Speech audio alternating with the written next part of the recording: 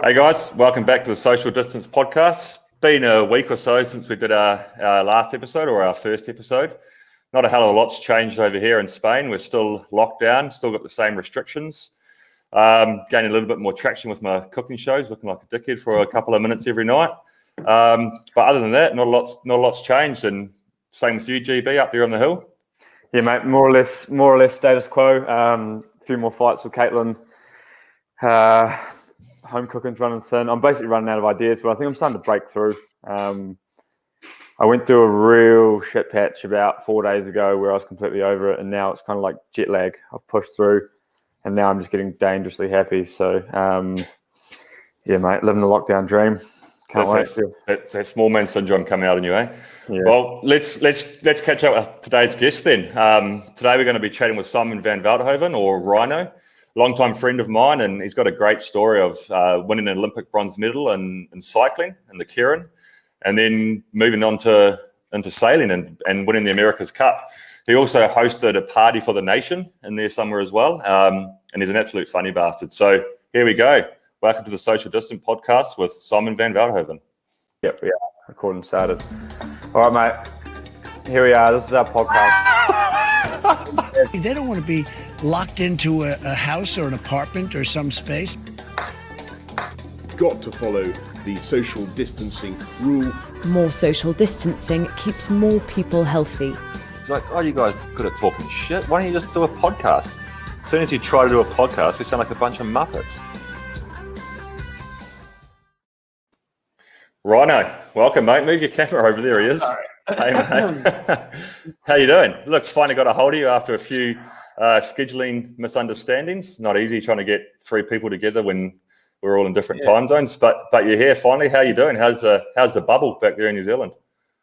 Got all the time in the world to organise a podcast, and we all get it wrong on different days. So, Well, I'll stop you there, mate. It was you that got it wrong. Don't bring me into this. Jonesy got it wrong, mate, not me. No, we were scheduled for Monday. You got a massive steam up. Yeah. Sorry, COVID.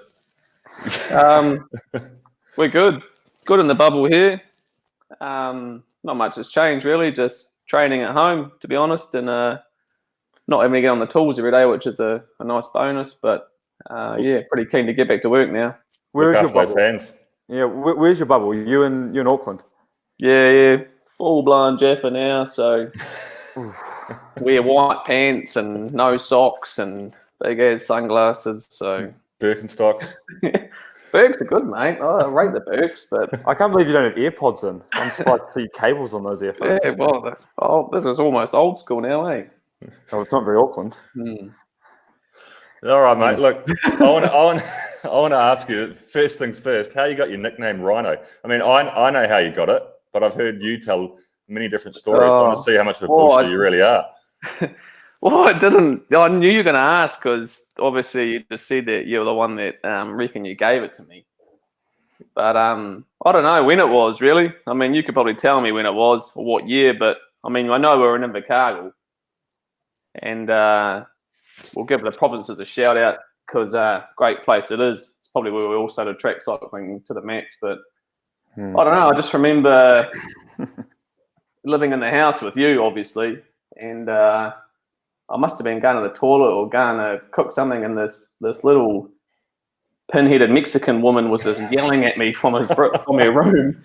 And I was like, what the hell? Is this some sort of cleaner or something just barking at me? Everyone's at the track training, and it was poking my head in, and bloody Sam Bewley's in there with a Mr. Sniffles complaining about me walking around the house too loudly and just said, shut the fuck up. Yeah. I thought it pulled one. I thought the Mexican was going to be a local they'd brought home from the lava bar. You're massive Rhino. And I'm like, mate, just settle down. Actually, when I told my girlfriend Caitlin, I said, she said, oh, you're talking to today on the potty. And I said, a guy called Rhino. And she goes, oh, was he really that big? And I was what do you mean? He said, I guess he's quite a big guy. And he's like, no, is he, is he a rhino? And I was like, I know what you're getting at. So, where's she from? Is she Rotorua? Oh, she's not from some sort of African descent then, or no? Right. I'm sure she's seen a rhino, though. I'm sure she's knows what a rhino is running. I think everyone knows what a rhino is. Yeah. So they're nearly extinct, but people still know what they are. Yeah. But I mean, yeah, you're just barking at me from your bedroom. I don't know. You must have grovelled home because you didn't finish your 4x4s that day, and everyone was disappointed at you. And you reckon you had a cold and a sniffle. I don't know how you do the Giro, all these grand tours. You can't even finish 4K. I don't know how many TPs you've actually finished. Do you know how many TPs you've finished? I hadn't finished many in training, that's for sure. Why did you finish any in racing? That's the big question. Yeah, all of them, mate. You asked me that the other day on the team podcast. all the races and none in training. Counted. But yeah, Wagon was in a sad mood, barking at me from his bedroom like a little Mexican woman, and yeah, shut the hell up, you big rhino. And then it just seemed to stick forever. So yeah, thanks, Wagon. Did they call you that on the boat? People that don't know is, we've already told them in the intro that what he's currently doing, right? Yeah, I wasn't listening.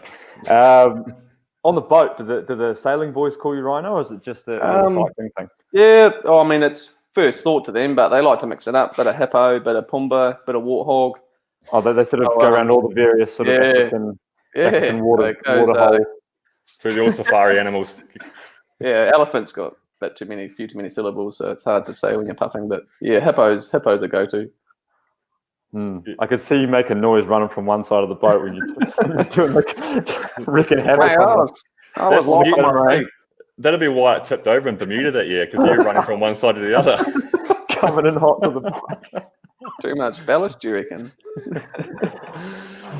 Look, mate, how are you coping? And with the lockdown, obviously, like you mentioned, you're training from home. So what does that mean? You're just lifting weights and throwing things around your garage, or what?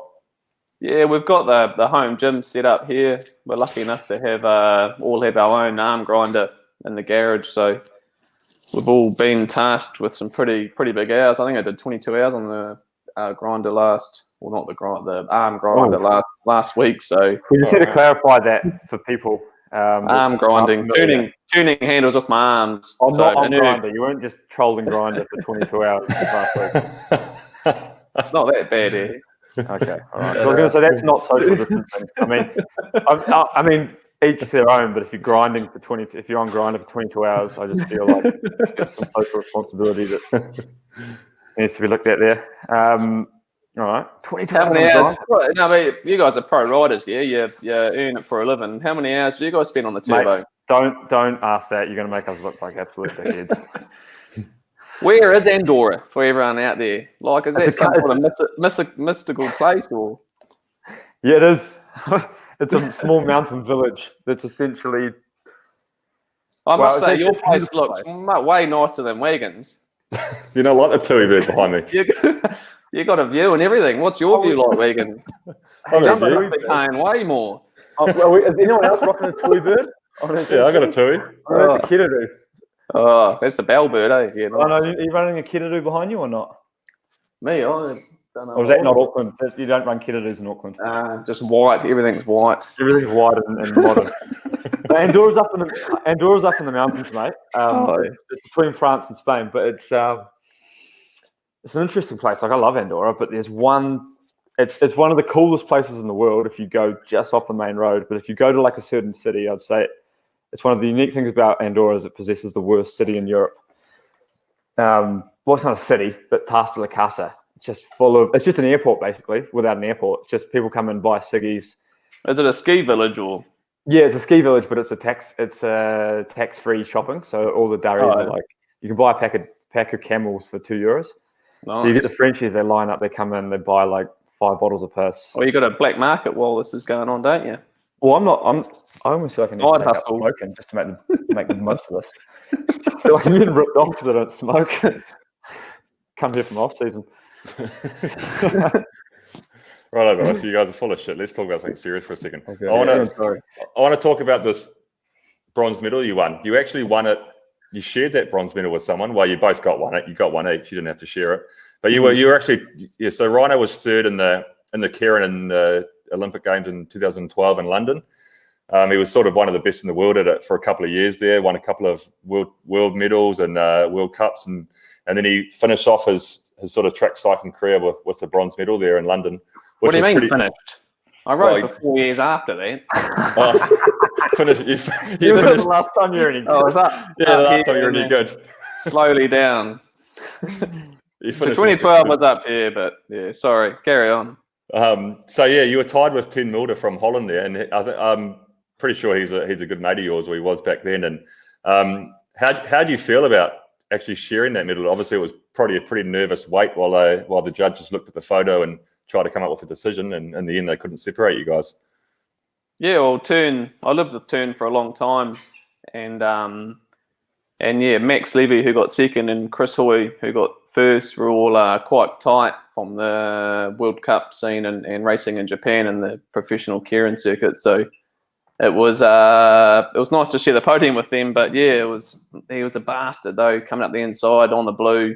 Any other race, he would have been disqualified. But yeah, I mean, I knew right at the finish that I got third because my timer had come third on the timing board on the big screen, so I knew I was in for a shot. And Tern was photo finish fourth, so they had to refer to the photo finish because you have to differentiate between the close finishes, and they couldn't differentiate between the two of us because Max Levy's wheel was in the way. So people that have got no idea, like me actually, to be honest, what are you talking about? What he came up on the blue? Yeah, well, he Sounds came like up on the inside where not allowed to race in there, the non-racing area of the track. Oh, with it, okay. But normally, I've never ridden a track bike in my life, or never been raced on a track or anything. So the blue line being the one closest to the inside where they normally have. Yeah, barriers. there's a blue line up high. That's the Dooney line, and then there's the blue ribbon on the inside. Yeah, you normally try and, if you're doing an hour record, you'd ride on the blue, don't you? Yeah, but it's dead flat, so you can't really ride it as such because you'll skid out. But yeah, on the straights you can ride the blue, and you're not meant to accelerate on the blue or pass on the blue. But yeah, I mean he. Why didn't he get DQ'd? I don't know. Oh, so he should have been. Yeah. I don't know. It's up to the commissaire on the day. If he didn't, I don't know. It's all up to the commissaire on the day. So was it a Dutchie? Potentially, I don't know. But I mean, Tern had done everything. He had won world titles in the Keirin, won World Cups, he'd been in the Keirin final for 10 years straight, I think. So it was nice for him to get there. And he was a very happy man. But I think I got the actual bronze medal, and he got the secondary one in case there was a dead heat for any. They have one ready. They have one ready. Obviously got, and your one has the event and the the days. His one wasn't engraved, so I feel I had the real one from the day. So I don't know. And the timing chip is it? You've got it obviously just on your fork, like on a roadie. Yeah, same deal. But they refer to the photo, and the photo was disallowed because it couldn't differentiate between us, so we just both got them, which was cool. Have you still got that medal, Rhino? Because I remember the preceding days after that I saw that medal getting passed around a lot of pubs in London. So did you actually manage to get it home? Oh, I assume it is. I mean, I've had it since then, but there's currency in it. Yeah, you can do anything with it. It's amazing. I don't know if you did the same in Beijing. I mean, you're a bit too cool in London with your G-Shock watches and large Oakleys, but I don't know if you still abuse the metal currency, but it was. I didn't flaunt it like you did, mate. Sam was running a real Girona 2012 vibe. I remember when I got there was what the hell's the clothing company that I vowed I'd never ever buy? And G-Star. And I got there, and all of the Kiwis just running G-Star everything, and I got there as like a Povo like broke. G-Star jeans, Oakley t-shirt, large Oakley sunglasses, Casio G-Shock watch. They had the Prada. They had the big. Remember Rolly's big Pradas? Yeah. That name keeps coming up in these podcasts. So. Yeah, I know. We need to get him on. We need to get him on there. Right? I mean, we all looked up to you, though. I mean, to judge how successful a track cyclist is how many pairs of Oakleys you have, how many G-Shock watches you have, and how tight your nudie jeans are. So I think it all counts to something, and we all aspired to be there. I never fit them, but I mean, I got there somewhat with the Oakleys. How did your vibe go down in Japan when you went in, when you were racing in the Keirins? Did they like the tight jeans and the Prada glasses, or? I don't know. It's yeah. I mean, we'll go tell the jokers, Sam. Go back to the core question. You get invited to the Japanese Keirin. It's a massive betting scene in Japan. There are only 5 things you can bet on. I think it's horse racing, boat racing, long track, motorbike speedway, pachinko, or slot machines, and Japanese Keirin, all the bike racing. So yeah, we I don't know, I was 20 years old and got asked to apply for a contract, and yeah, I was one of 5 guys that year to be accepted. I had no prior results or anything, no World Cup wins, no world titles, no Olympic medals, and yeah, just managed no G-Shocks, no large Oakleys, no skinny jeans. But yeah, I convinced them, and they took me on, and yeah, raced over there for 5 years. So it was pretty cool. Tell us a little bit about the Japanese Keirins, because it's quite an interesting thing. Obviously, now that we're in lockdown all around the world, it's actually not new for you, because as I understand it, over there in Japan, you guys go into lockdown 24 hours or 48 hours before a race, so that the bookies can't get hold of you, and things can't be set up or for the big bets or whatever. Yeah, or there's 50 odd tracks in Japan, and every town has one, and the council runs it, comparing it to New Zealand. And yeah, you arrive. There's a day where they check your bike and your health and your blood pressure, and check you're well enough to race. And that, I mean, you hand your cell phones in, your laptops, anything that can send information to the Yakuza or whoever else is running a black market betting scheme. And then you're locked away for 4 days. So there's no chat to the outside world for 4 days, and you just do 1 race a day. And there's millions of yen bet on you and the race itself. And yeah, we do maybe 10 or 12 meets a year. And you get to know a lot of riders. And I mean, my first year that I was there, I was only 20 years old, and I think Ross Edgar from the UK was younger than me when he first went. But I mean, a lot of Japanese men, I would assume, are virgins when they're 20, and they either pay to lose their virginity, or they convince some poor girl. They don't just wait for the Keirin lockdown and hope to lose it after 3 days of lockdown. Yeah, I'll tell you. I mean, situation. I'm not. We're extremely heterosexual here, but the baths, every dude's naked together in a bath at the end of the day. So. Well, that's a real shock to New Zealanders, because we found that, like, when I got to Europe. I mean, man, New Zealand, like, it's like you hide your shame, you know. Except for maybe in the rugby rooms or whatever. But like, I remember getting to Europe and just getting on the bus, and it's just so confronted by just so many naked men. And it's just such a confined area, you know. We've got especially. What do you mean in the bus? On team in bus. The showers. Not just a public bus. Oh no! Well, maybe down in Ibiza or something. There's a lot of the new bus line, or whatever they're called, Reesby's or whatever that bus was called. Was Darude playing or something? The naked bus. It's such a shock for New Zealanders to go and be naked. Yeah. And I remember just being like, it took me quite a while to get into it. And now I don't even think about it. Now I just get in the bus after a stage and I'm just naked.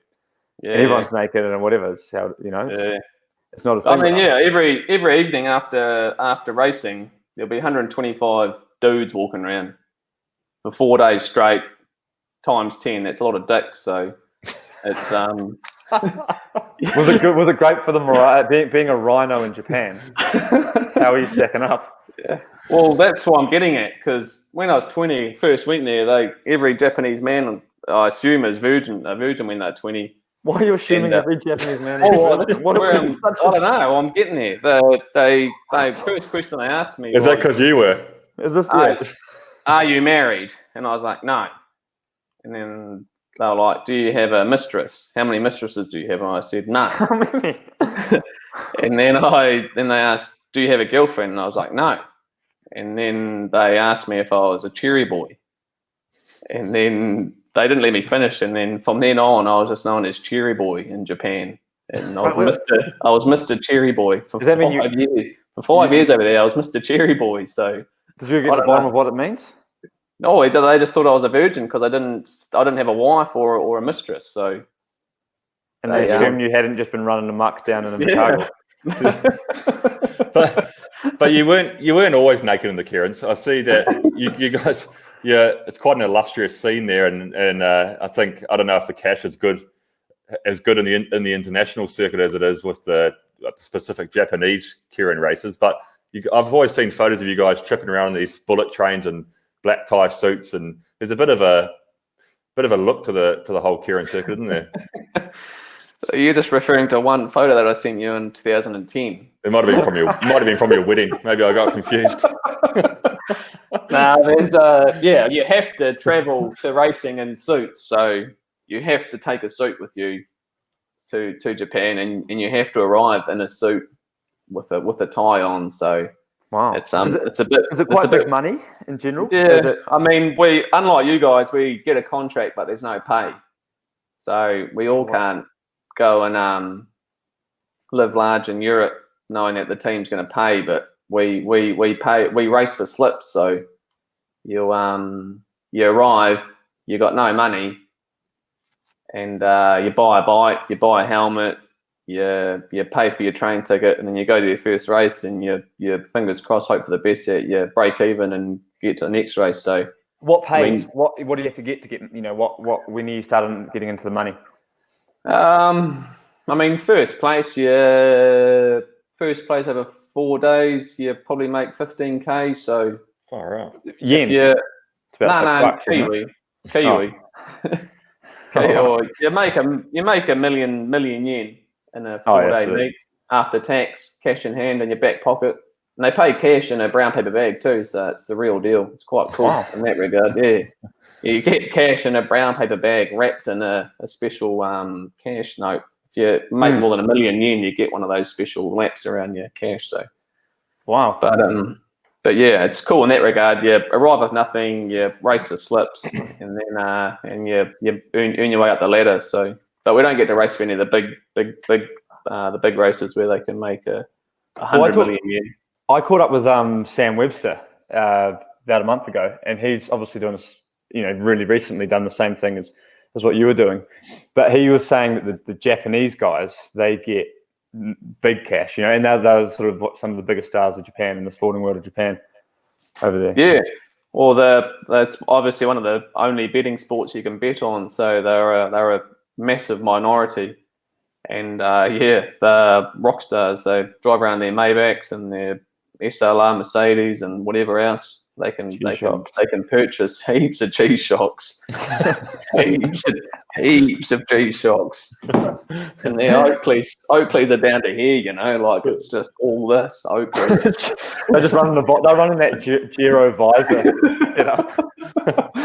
But yeah, there's the top 9 guys, the top 9 earners in Japan for the whole year. So they celebrate the best earners or the best place getters, and they all race off for $1 million US or 100 million yen. So it's pretty good for 500 meters of effort. Man, we're in the wrong sport, mate. Yeah. What do you mean? You guys are pro tour guys. What do you win for winning the Tour of California, George, since we're speaking dollars? I got a Lexus, which I sold so I could split it to my teammates. Oh, far out. I feel sorry for you. What's a Lexus say? A good one? It was a good Lexus. It was about 100. It was $85,000 US. It's so American, eh? Win a Lexus. Win a Lexus, but then you have to sell it. Then they strong arm you into selling it for 50 grand because your teammates want to share. Oh, does Lexus buy it back from you? Yeah, I think so. In the end, they said to me, you can have the car or you can have the car, and the car was, I think, 85,000 US, or I can have 50 grand prize money. And because the boys had ridden for me all week, I would have been screwed without them. Of course, you're going to give them the prize. So I couldn't give them the tyre and a steering wheel. They used to do the same. They used to do the same thing at Tour of Poland. You used to win a Fiat, I think, if you won the overall.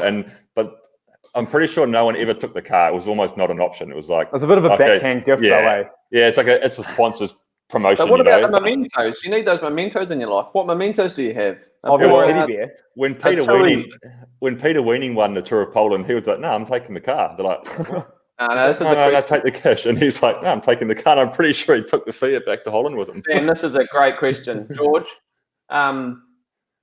When you won the Olympic bronze in London, did you get the Oakley watch? I think that was Sam. No, this is me and George head to head against Sam. Did you get the Oakley watch? Or yeah, mate, I got 2 Oakley watches, one from Beijing, one from London. Is that on the mantelpiece above all the G-Shocks, or? I don't know where it is. I think it's actually in my drawer. Your Oakley watch, I got an Oakley watch somewhere along the line, and it looked like it had like an attack mode. Oh, this is good. I'm glad I can rip you.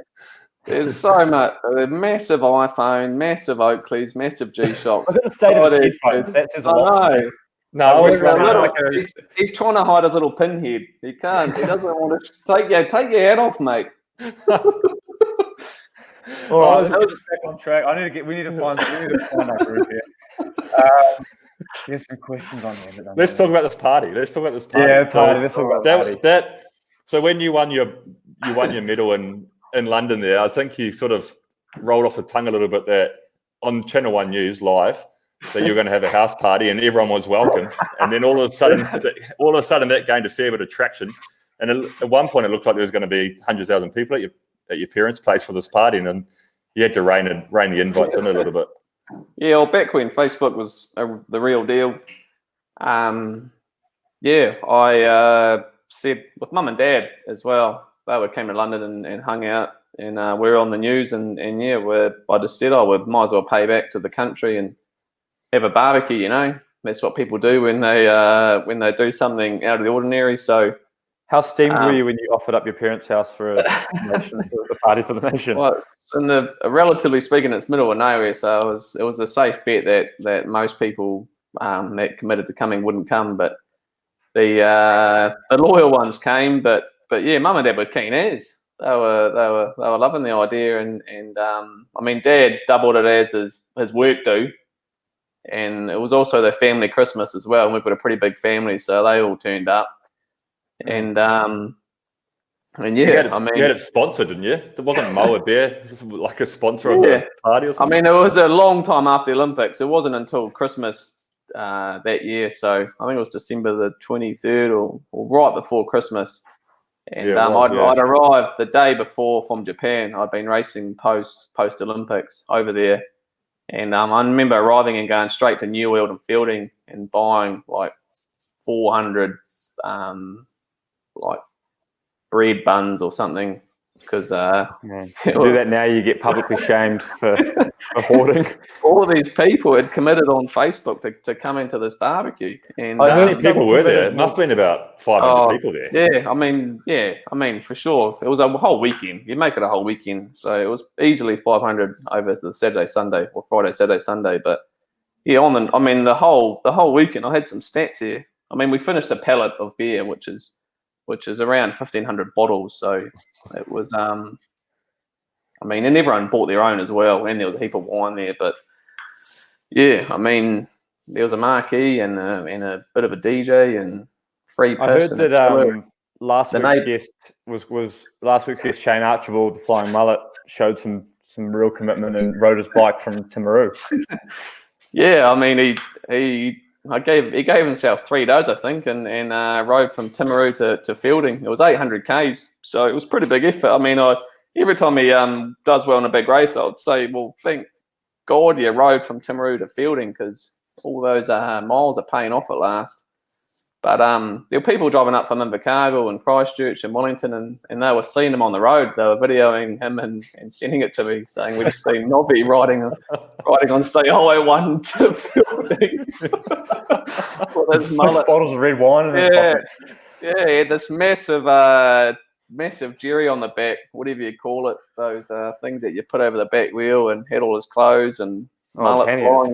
He was just one of those tourists that ride around New Zealand, but he was doing it fast. All right. Hey, we probably need to keep moving on a little bit because there's a lot to cover. I want to hear a bit about the America's Cup, because I know nothing about this, and I was actually going to do some research into it before we got you on, but I actually decided it'd be better if I just go in fully uneducated, so I can just ask you all the questions that a lot of people won't know. Firstly, how did you end up in the America's Cup? Well, like Sam said, my pinnacle in track cycling was 2012, so I was going shit from there on, and didn't make the world champs in 2016. And Team New Zealand were looking for a washed-up cyclist, so they contacted someone within Cycling New Zealand, and they recommended me, of all people, and I went and did some testing with them, and they didn't need me or want me or need anyone. They just wanted to know that cycling was better than arm grinding, so just jumped on Was it like a 1 minute efforts, or like 30 seconds, or what are you doing? I think it was like 30 minutes of 10 seconds on, 5 seconds off, or 10 seconds on, 10 seconds off. Because back then it wasn't traditional grinders, though. You guys were the cyclists back then, so you were pedaling the first guys. So, they were going from arm grinding to cycling, because leg muscles are stronger and last longer, I suppose, compared to arms on a hydraulic pump. But hydraulic pumps suck to pedal. You can't pedal them because there's a massive dead spot at your top dead center with your legs. So they were looking for a way to power it with your legs, and they just two's always better than one, and they linked two guys together and offset. I thought you meant two legs. Yeah. Well, two guys are better than one with the legs on a yacht, and they offset our cranks 45 degrees, and you put like an oval chainring on, basically. Yeah, we tried that. We tried that, but that sucked. But we tried. Wouldn't they get rid of the dead spot? If there's a big massive dead spot, dead spots at 6 and 12. We put cranks. So someone's at the back person's here and the front person's here. We can't say here and there because a lot of people listen on Spotify. So someone's at 45 degrees and someone's at top dead center. Yeah. And so someone's always putting out full power. So the person's putting out full power. Yeah. The next person's putting out full power. So we eliminated the dead spot, doing it in twos. I mean, you could power the boat for 15 seconds by yourself, and you could easily power it for an hour or so with two people. So it was a massive gain just doing that simple thing. So for obviously it's a real basic question for some people that don't know, why do you need hydraulics pump on a boat? Just because ropes suck pretty much. So breaking your lead. You can do micro adjustments, and all the rams can be remotely controlled by someone sitting down with a Xbox controller, pretty much. So ropes are heavy. I mean, hydraulics are heavy as well, but the advantages of micro movements and large movements as well, and a reliable. Bloke with the Xbox controller getting paid more than the poor bastards pumping the thing up. It's a question I never asked, and I probably never will. So why are they going back to traditional grinders now then? And was it hard for you to make the switch to? Because obviously you're on the boat for next year's America's Cup. You made the selection again. Was it hard to go from using your legs to using your arms? Yeah, I mean, it was a massive high in Bermuda, winning there, and I mean, I was never in the team officially. It was always the team was running on a oily rag anyway. I mean, it had folded 9 months before I even started. So oily rag, like 25 mil from the New Zealand government, or I don't know what they. I think they had 5 mil that campaign. They had 5 mil to stay afloat that campaign, so that paid the rent at Halsey Wharf. But they had nothing really, and I turned up and just hung around for a few months, and then the cycling was signed off. The cycling itself was proven on the race yacht in February, and the boat was sent to Bermuda in April, and then we obviously raced in June. So I didn't really get the sign off until April to actually go to Bermuda. So it was pretty cool. It was very, very quick fire, and it was all happening within a few months. But yeah, we won in Bermuda, and then obviously we won, and we get to write the rules for the next race, and yeah, they went back to arm grinding. So why did they go back to arm grinding though? If cycling is so much more efficient. Yeah, I mean, you can't. They wanted to bring the class of sailing back, which is rope dominant winches and ropes and all that, where the average joker that goes out sailing actually uses ropes and winches. So you can't really power a winch with a cycling system because it's too hard. It's impossible. So the current holder of the America's Cup, they can basically write the rules, like you say, for the following one. So you could do like the Oracle or whoever it was, change to these catamarans and all this sort of stuff. So essentially what you're saying is that New Zealand's decided we want to go back to a bit more traditional sailing. Yeah. You're obviously still foiling and all that stuff, but you're going back to the sort of the nuts and bolts of what sailing's about. Yeah, the boat's a lot more advanced, but it's very it's still got some very basic components with winches and ropes and all that, and obviously arm grinding pedestals. So they just gave me a Les Mills membership and told me to get to work. So I had 2 years to prove myself, and there was a big trial. We trialled against lots of other people and other sports, and managed to beat a few of them, and they signed me back up again. So it was quite nice to achieve that. You're trying to go fast, so is it like Berlin and those guys who aren't having to do like the physical stuff, they're just calling the shots. Is it important for them to try to be a little bit lighter? Yeah, for sure. I mean, we're at the front of the boat, and you want as much weight as you can forward, and we're all 100 odd kgs, and those jokers at the back of the boat are 80 odd. Glenn Ashby's about 70 odd, so they're skin and bone, much like George, and they don't eat anything.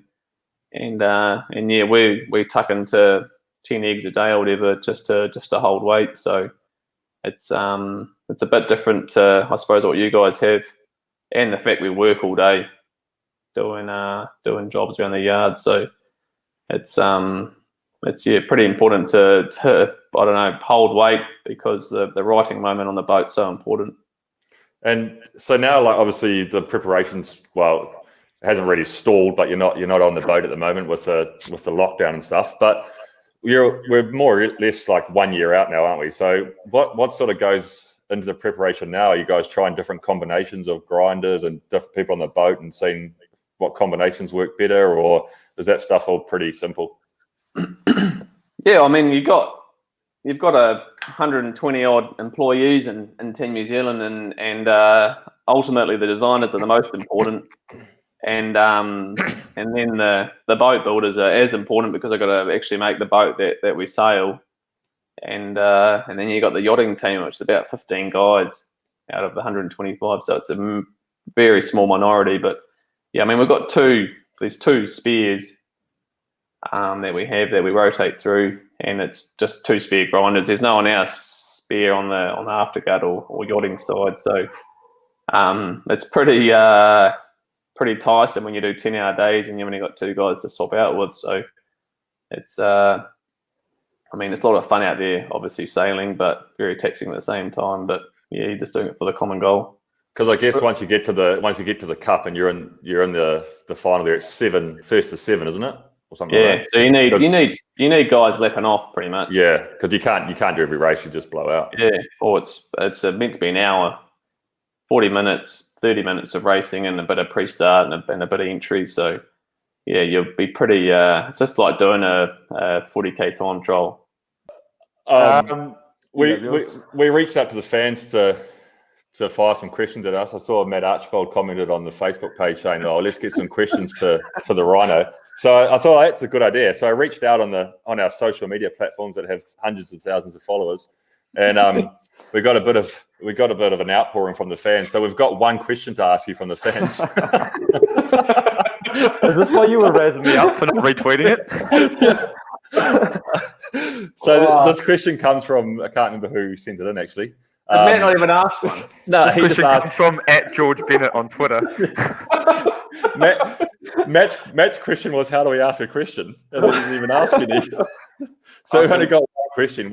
the question is cycling or sailing harder in terms of training required to achieve results? Did you just ask this question yourself because no one asked an actual question? No, this is legit. I can't remember who asked it. Someone did though. I don't know. Cycling, you can go harder because it's a larger muscle group, and you can definitely get to your higher heart rate zone way quicker. But I mean, no matter what, you can push yourself, no matter what body part it is. So it's hard to say really. Cycling what do you feel more? Do you feel more of a cyclist or do you feel more of a sailor? Like if you said to someone, actually this is a common thing, say like if you were in New Zealand, like you are in New Zealand obviously, but if I was in New Zealand and someone said, what do you do? I'd be quite reluctant to say I'm a cyclist. So do you go in 2 years or 5 years or whatever, when you shut it down on the boat, will you call yourself a sailor or a cyclist? I'll probably say pig hunter or something cool. Something that's important, you know. Oh yeah, Sailing and cycling aren't important. they're killing pigs. Yeah, that's quite good. That's the Lord's work, I think, isn't it? Yeah, or feeding the family, you know, getting rid of a pest.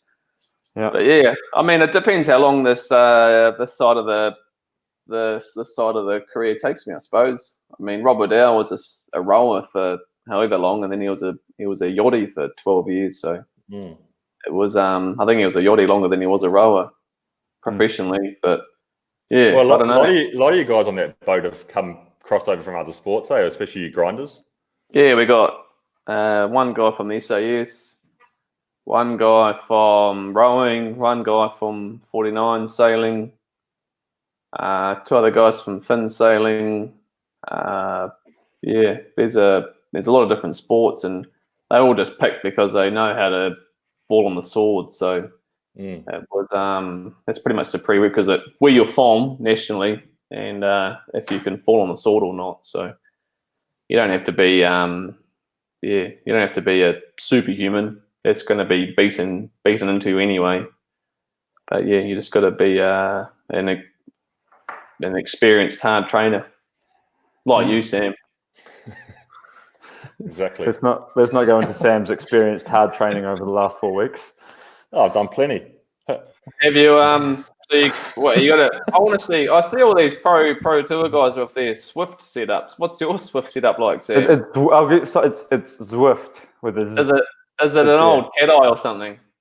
You put the cat eye C50, and you just lift the back wheel up and spin it. I got a good story. Do you know Cam Kowalski? Yeah. So I heard a great story that he had when we were young. He had the cat eye, and his coach told me to do a 100k ride. And he told me what he did is he picked his cat eye C50 up and attached it to the back wheel and just sat in front of the TV and spun it for 100k. So I've been basically operating along those lines. All you can do, it's great. You just lie about your weight, and then you can pedal around at about 80k an hour. You should get on there, Rhino. Jump on. You'd be dangerous. You would be dangerous, mate. We modified a few watt bikes to work for arm grinding, so we can arm grind with them. But they've gone elsewhere in New Zealand during this lockdown, and we've got only a techno gym one here. But yeah, we have a can bike in the shed though, wouldn't you? Or no, but we connect these watt bikes to Zwift anyway, and we race around. So but if you still have a bike, you still ride it all or not? I ride to work on an e-bike. That's about it. I'm a real Aucklander, mate. Real too hilly. Aucklander. Auckland's too hilly, eh? Well, you can't use those lime scooters anymore. Mate, yeah. If you don't have an electric motor, you're nothing in Auckland. You got to have an electric jeans motor. Are just too skinny for him to turn the pedals properly, so you have to have an e-bike. The Oakleys are too heavy, mate. These big Oakleys are too heavy. It's a tough ride back from the viaduct to the top of Remuera there, isn't it? It is. Up there to your ivory tower. Bloody hilly, mate. Back up there with Mike Hoskin and the boys. And my white jeans and everything. Hey, so I had one last question for you, which is actually could be quite hard to answer. What was the most special moment for you out of winning the bronze or winning the America's Cup? Obviously, both pretty huge achievements. What meant the most to you? I don't know, really. You put me on the spot there, I suppose. The biggest. No, I seen these questions 2 days ago. Yeah. No, I didn't read You them. might have been a week ago, actually. You had an answer ready 2 days ago, but You sent them to me, but I was like, that's too hard because Yeah, it's a tough one. Yeah. Yeah. real Daryl Tuffy. Well, it's like you. I don't know. You choosing between. I don't know what you've done in your life. Apart from, Not much, mate. Where are you, All right. Well, we'll skip that question and just tell us. I know how No. you celebrated. I know how you celebrated winning your bronze because I was with you for most of those days. But what do you guys do to celebrate winning the America's Cup? Obviously, there's the traditional scull the champagne out of the old mug. Yeah. What else do you guys do? Oh, we did a nation booze up. Oh, she's got my pitters out. We got a nation booze up, and was obviously sponsored by Steinlager, so we had a good booze up in Bermuda. But yeah, we're all just too tired to do anything really over there. It was pretty. I mean, everyone was there, and it was a great time and all that, but it was pretty short. But you'll probably want to get home as well. You've been over there for a long time. Just tired from racing. It was like doing a grand tour. It was like 30 odd races we did. So what happened then? Did someone sail the boat home? Obviously. No, they put on a plane. Yeah, we put it on a plane, mate, in a container and sent it home. But we did a national tour and took it around we took the cup around all the centres of New Zealand and it was pretty awesome to take it down to all those guys around New Zealand because it's the oldest trophy in sport. Like it's older than the Treaty of Waitangi. It's older than New Zealand. It's pretty amazing when you look at the actual trophy and you see the dates and you think back, like this is Peaky Blinders time to put it in real life. Do you know the first? There was that guy. It was some Yank, wasn't it? Stars and Stripes. No. It was first called the 100 Guineas Cup, and it was raced in the UK. It's originally in a UK trophy, and then the Americas class bet the UK class, or the 100 Guineas Cup, and then historically the winner of the cup could do whatever they want. So the America's Cup class yacht changed it to the America's Cup.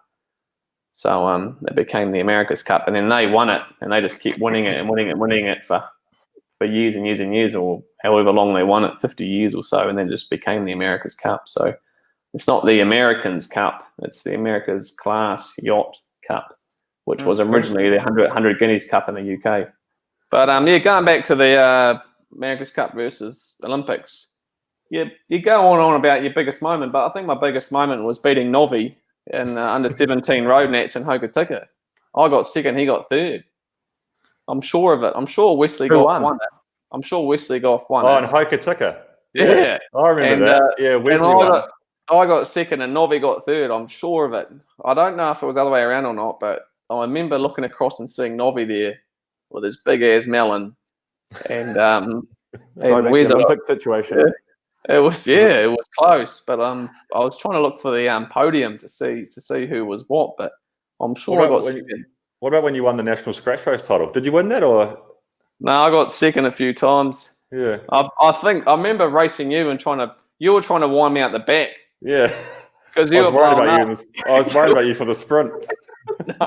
No, you were blowing up and you didn't want me to beat you. You were just trying to pump me out the back, so I would have finished. That sounds like a bit of Sam Buell. Yeah.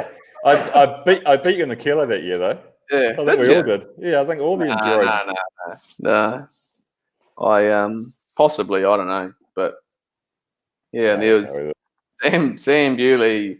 If he can't win, he will reverse attack, and his reverse attacks are just a back pedal when he's on the back, so everyone else has to ride around him to catch back up. Craft there. That's racecraft. Oh, I can't believe you're still doing grand tours, mate. You bloody can't finish 4x4s not at the moment, mate. And Not at the moment, yeah. You're reverse attacking guys off the back, so it's unfortunately Jules is one of those guys that gets dangerously good towards the end of a grand tour. It just cracks me. I'm swinging on the back up the mountains and he's just fucking Scooby-Doo coming up beside me. Do you just talk for 200 Ks? No, he's on the front most of the time. I don't talk to him. He just rides. Those big calves, they're paying off at last. All right. We need to let people go. Hey, mate, it's been bloody good having you on. We always knew you're going to provide some gold. Has this been live for 54 minutes? Yeah, well, I think 5 or 6 of them won't count, but Well, the first 5 of them was you trying to work out how to turn your lights on and then connect to the internet. Yeah, 50 minutes went pretty quick listening to you. Yeah. Oh, shit. Oh, what are you guys going to do the rest of your COVID lockdown? Are you going to actually train or nah? Yeah, get on the bike a bit indoors. Not much, mate. There's not a lot we can do, really. We're pretty locked down here. Go to the supermarket every couple of days. Letting us out, though. So they're starting to make noises about letting out for rides. It's a bit different to MZ, though. You guys can go for a walk and stuff. Me and Bills can't even. It's just cops rolling around. If anyone's stepping outside the house. Yeah, I took the Beamer out for a drive and there were cops doing U-turns on me side to, mate, it's 84. Oh, it's old. They're doing U-turns behind me, so I had to dive into a side road and turn the lights off, you know? Fucking Grand Theft Auto. Can't even be a Kiwi anymore. Driving around your 84 Beamer, Remuera, what Kiwis do. The worst thing about... I thought when I was in fielding. Yeah, I know. Not even in Remuera, you know it. I've been more worried about the social justice warriors in New Zealand than the police. I've been more worried that someone's going to dob you on their Instagram. Yeah, so. I know. I got dobbed in for bloody painting a fence, you know. The neighbour came and told me I was too close. To what? Like Gestapo. I don't know. Yeah, I don't know. What did you say? I don't know. I mumbled something, but yeah, it's just make people go mad. Oh, it must be. Yeah, it's Remuera for you, I guess. All right, Rhino. Thanks, mate. Look, bloody enjoyed that chat. You're an intelligent man, handsome. bloody good of you to come on here. Yeah, you're a good-looking Mexican too, Sam. Thanks, mate. Thanks, Rhino. Take it easy. When I'm looking at you. All the best for the cup next year. I'll see you back in New Zealand. Are you going to be here in March? You might as well hang around and watch the cup in March. Yeah, that'd be good.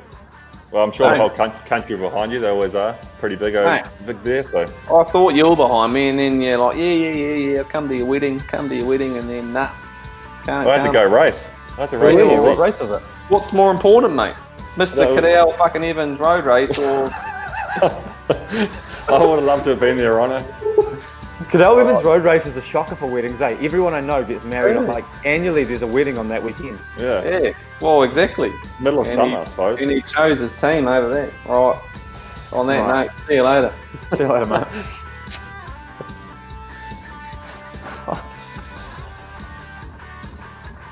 He literally left the stream.